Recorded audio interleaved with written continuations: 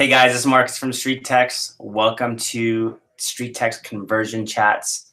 Grab a cup of coffee. We are going to dive into some amazing material, specifically on redefining your follow-up. I had the opportunity to interview Bayley Hay. He's a realtor out of Barrie. He's been in the game since 1984. Fascinating story. I recommend you listen to the story, the interview. It will be made public, but I wanted to give you the Coles notes, the Cliff notes, my takeaways that you can implement right away into your business. So let's get started. So he started with us last August, with a 7-day trial. And I'll quote him directly. He said, in the week he did extremely well. He was shocked. Okay. He said, I was literally shocked. The only thing that we didn't know at the time would be the gestation period before those people were ready to list. Okay. So let's take a step back, because we want to know and understand that the Facebook advertising platform that we leverage is getting people, in the earliest stage of the process. You're literally catching them off guard. So you got to recognize in the beginning, it's the difference between SEO and Google searching, active searching versus social media advertising. You're taking somebody who wasn't there looking to buy or sell. In this case, they see an ad. If someone were to buy your quote unquote home, would you sell it, find its value in the market, right? So it's really, really understanding that part of it. And he gives some sage wisdom right away. Great takeaway. He says, because when people start online, in his experience, and I'm sure most of you who are listening to this, that they're earlier in the game. If you don't have a time, if you don't, and take this as huge, if you don't have a management system and a mindset to create the management system and implement it and integrate it into your own program, you're going to be lost.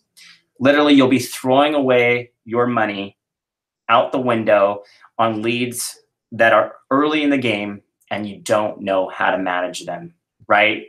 We need to make that a priority if we're doing lead generation of any sort, especially with Facebook and social media, leveraging StreetText. We got to think long-term. So Neil's results, well, he's been with us for about a year, but in this first 6 months, he said they did a tremendous job, and we'll elaborate on that process. He said, we started in August of last year, and he said at the end of December, he had 8 deals. So 8 deals between August and December from StreetText directly.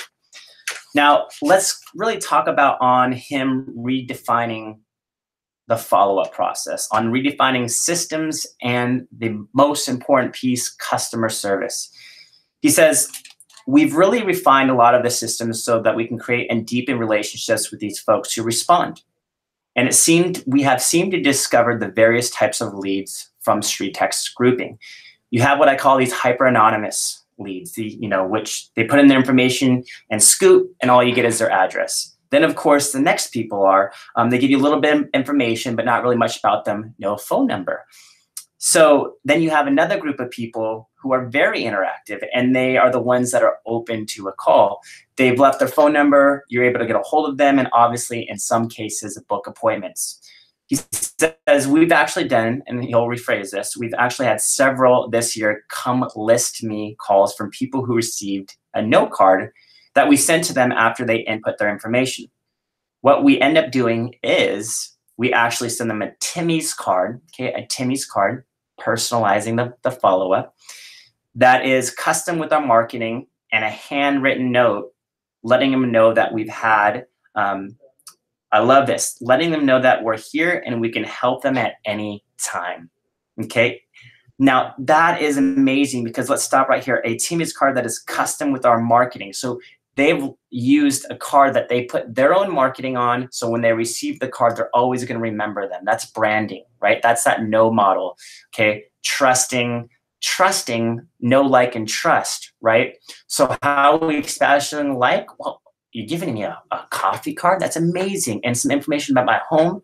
Like, I am going to be blown away, and you're going to have a coffee on me. So he said, so that's beautiful. So he says that we're here and we can help at any time. Enjoy a Timmy's on us.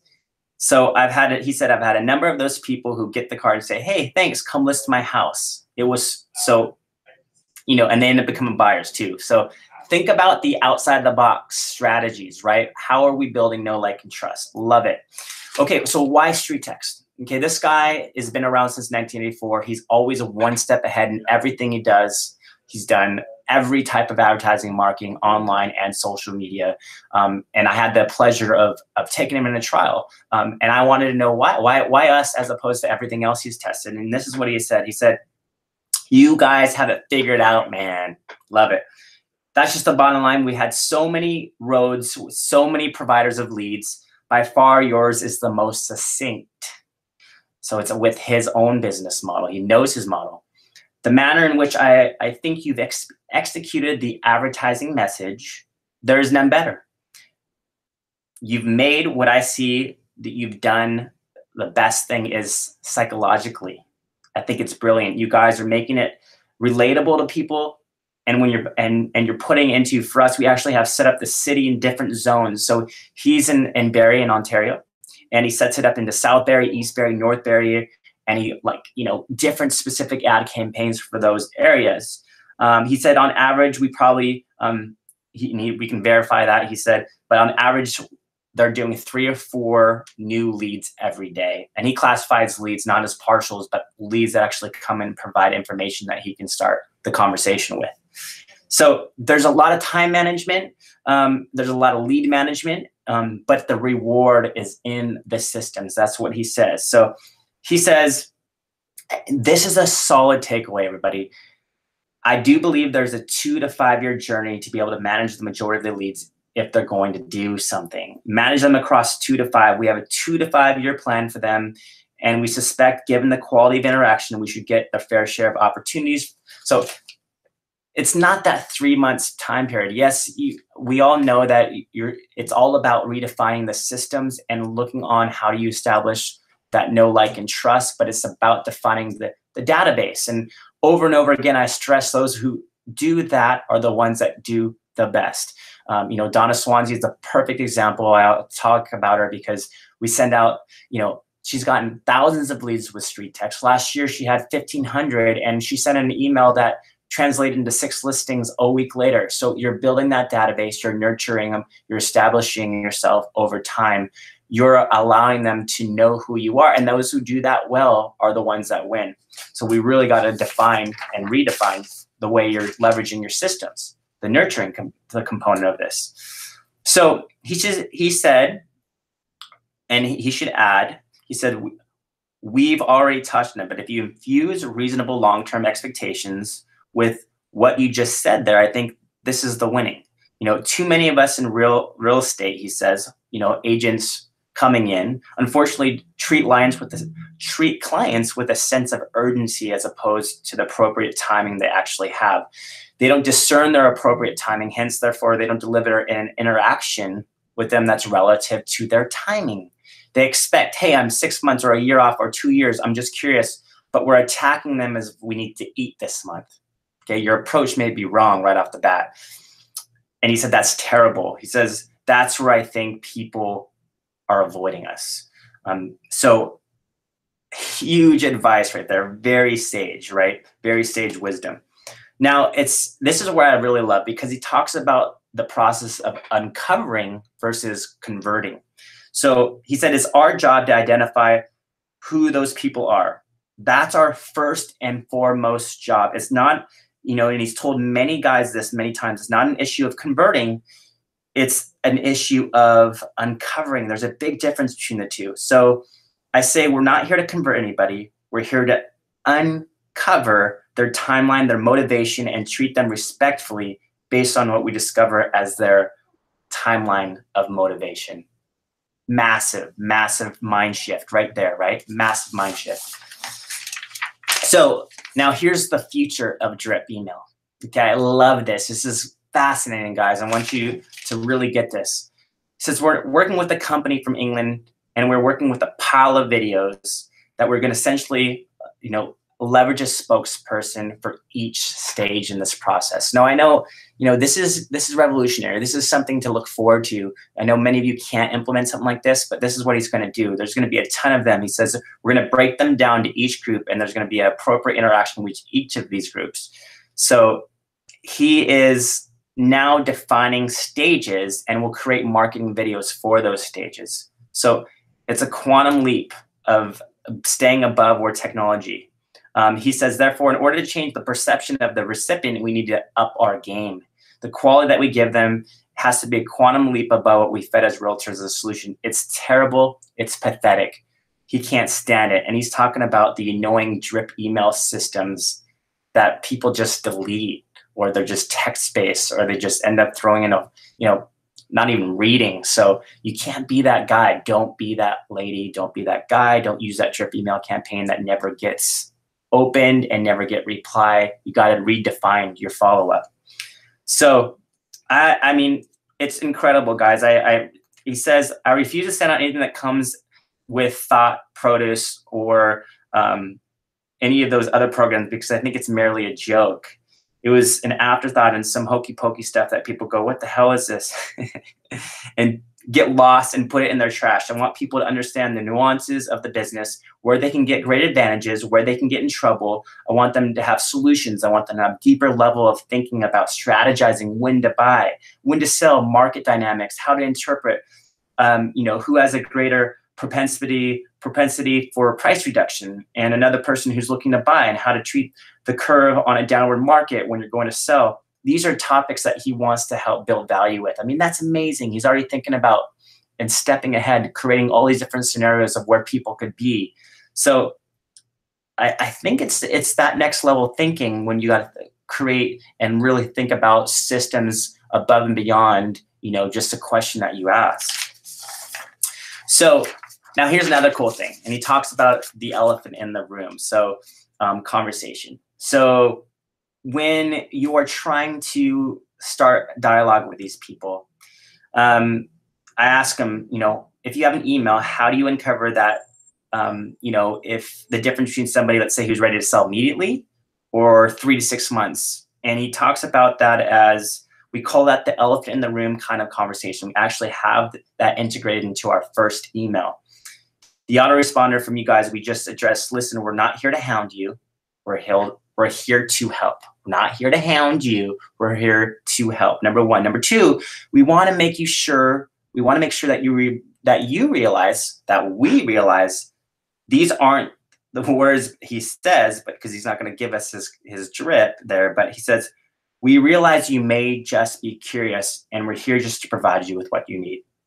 If you're willing or are open to sharing your timelines, we might be able to give you some advice that can guide you successfully through the time between now and then, so you can launch effectively and smoothly without any issue.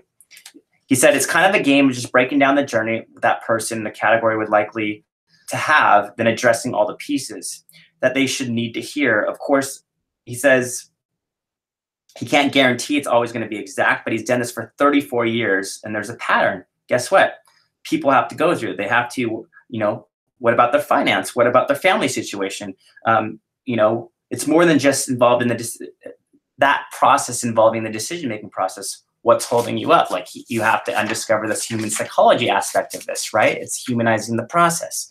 So he said, this isn't the email, but these are the things that we want to know over time. The things I tell his team all the time is, listen, we're not here to get all the answers in one email or one text. We need to interact very slowly with these people again and again, and underlying patience. You just ask one question and know what it's like. That he meaning it's like you can text somebody 5 questions and sometimes they'll only answer one. So it is a long-term play here.